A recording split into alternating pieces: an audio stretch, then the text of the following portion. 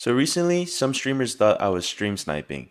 Actually, no, there definitely was a sniper. The guy instantly just came in my chat and said, Akaza just way better. Sheesh! That was the first time Yeah, chat. really, I'm telling you, really talented guy. Well, maybe they just randomly got into the game, but But here's what really happened. We got a 15k cash out very last second, which puts us into second place. But the problem is that one of our teammates, Trampy, is dead from purple team. So we know purple team is close and purple is first place right now.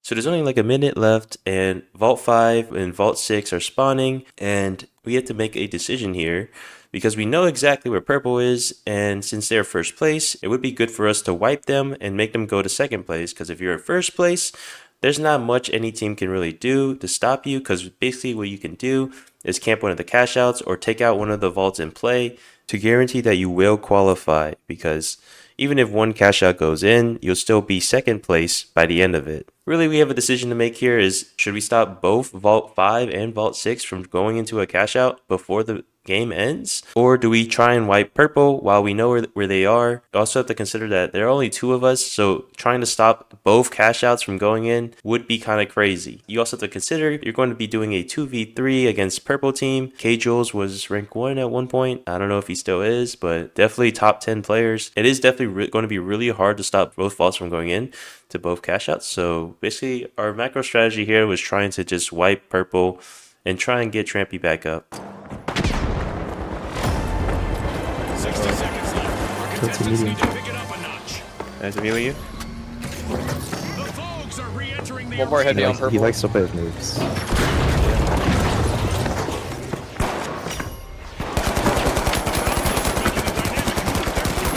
He meleeed me.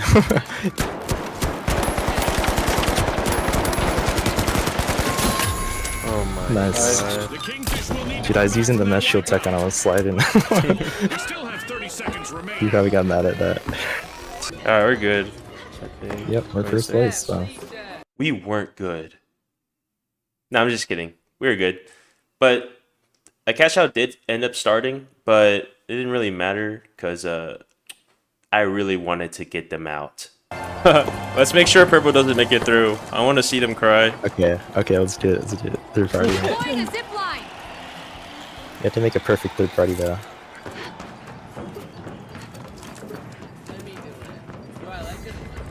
Oh, up here, up here.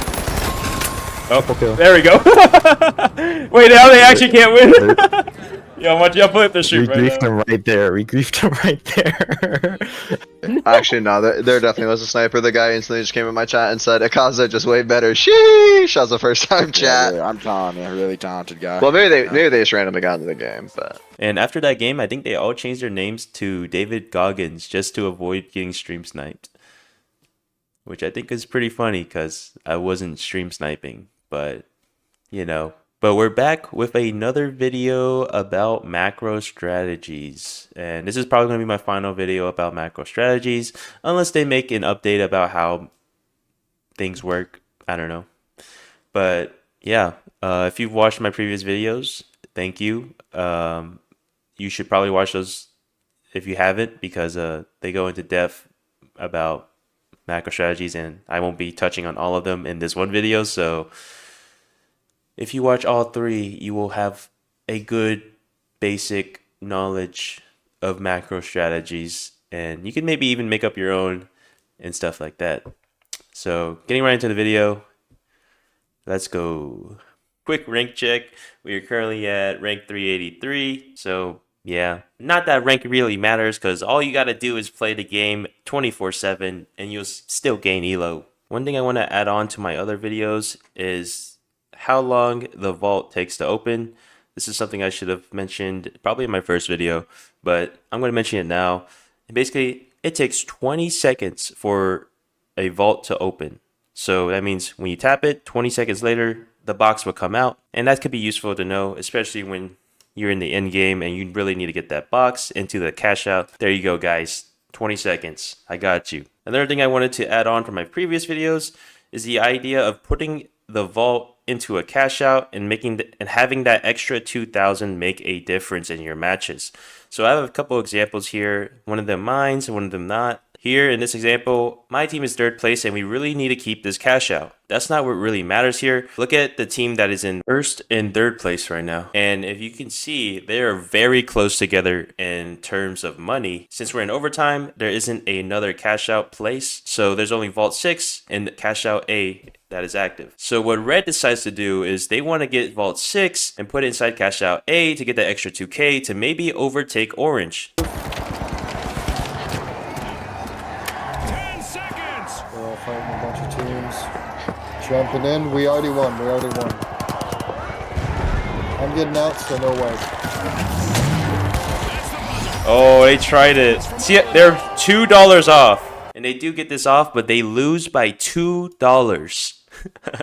$2. If they gotten one kill, they would have been okay, which is kind of unlucky because they were pretty smart to put that cash out box in to get that extra 2,000, which gave them a better chance of winning. In this example here, I'm playing with some people from my Discord. We are in a very tight position because we're second place, and it looks like we're not going to get cash out D because you know, every team's there and we don't own it at the moment. Yeah, things are looking pretty bad. So I decided to just go for a last second vault dump to hopefully maybe we can qualify.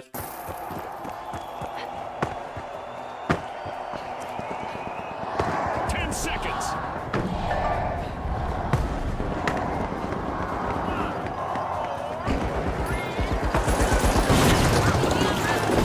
Well, folks, the Top Shells are the team to beat in what promises to be a cracking final round. How do we?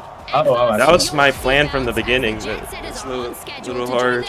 That purple team must be pissed. Alright, so now I'm going to spread some new information that you might not have known or stuff like that. But I do want to highlight the importance of how flexible you have to be when you're doing macro decisions, because a lot of things can happen during the game that changes what the best macro play might be. So in this example, my team's running the Dog Walker medium build where you have 2 heavies, 1 healer medium, and basically what we want to do here as first place is try and determine which team qualifies so we have a better chance in the next rounds. And the way we decided is that since we have double heavy and at the time RPGs could one-shot lights, we wanted the double light team to go through, so we worked towards that goal. Your red team in there. The red team is definitely always. Oh yeah, the double light, easy to RPG and shotgun. Some steal there. One of them using dual barrel also. It's not even that. They were like, when I was down there fighting the 1v3, like the light missed every shot. The shotgun. Are we? So you gotta make sure we don't wipe though. Yeah, I can stay back. Oh my god. The fighting will need to reboot. Team white. Zip us up maybe? Yeah. Contestants have just 30 seconds left to impress our Alright, let's go. Oh, I don't want to shoot those two. I shitted on them. I'm out. Yo, throw this shit up to them. They dropped. Yo, catch. Catch. Both gonna die, bro. Wait, it dropped? Yeah, Now it it's... did. Yeah, fuck. We gotta put it in for red. I think red's getting it. We gotta give them the cash out, though. I'll put it in. Help them. I put it in for them. Don't worry, boys. I'm staying alive. And we made it happen, but there's a lot of things that happened during this that we could have played a lot better, such as to get red to first or second place, we needed to double up the cash out. So we needed to bring our vault to A, but midway through that, we didn't really need to anymore because orange got wiped and a single cash out would have been fine for red to qualify. But we didn't really notice that, so we still spent the effort trying to get it in, even when we didn't have to. So trying to stay more flexible and vigilant with your macro plays and make sure you plan for the unexpected. So if you're trying to do an EKOT or like any type of strat that involves last second inputs, this might be intuitive. I usually call it Conga or Conga line. The idea of this tech is just basically if you have a very short amount of time, you get one person from your team to go to the cash out site, one person in the middle, and one person grabbing the vault while it's opening. And basically the idea is like instead of running the whole way to the cash out site, you just pass it from person to person to the cash out site because that's faster than just running it. And the reason this works is because you can throw the vault farther than you can run. Just something small that might help you in your games, but it's pretty useful. The next thing I'm going to talk about is edging. So basically the idea of edging is that, in the finals, is that you want to prioritize defending cash outs that are near the edges of the map.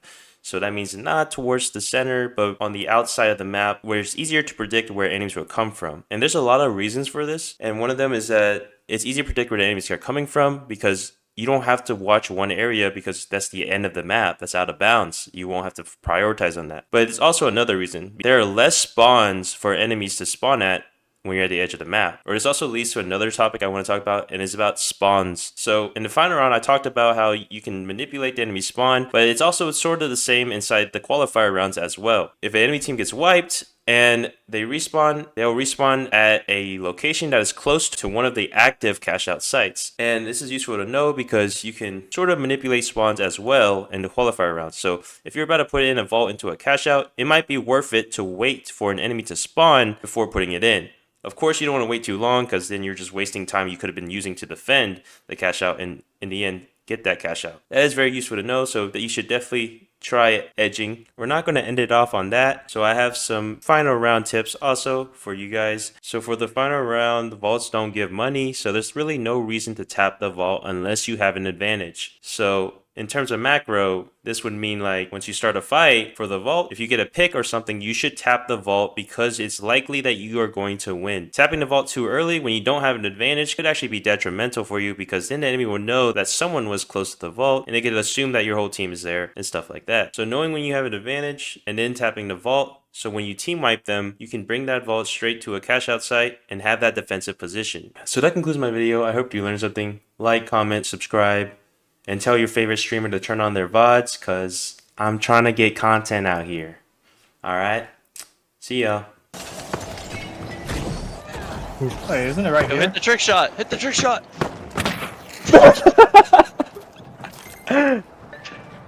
Are you fucking stupid? Go, Kevin, go!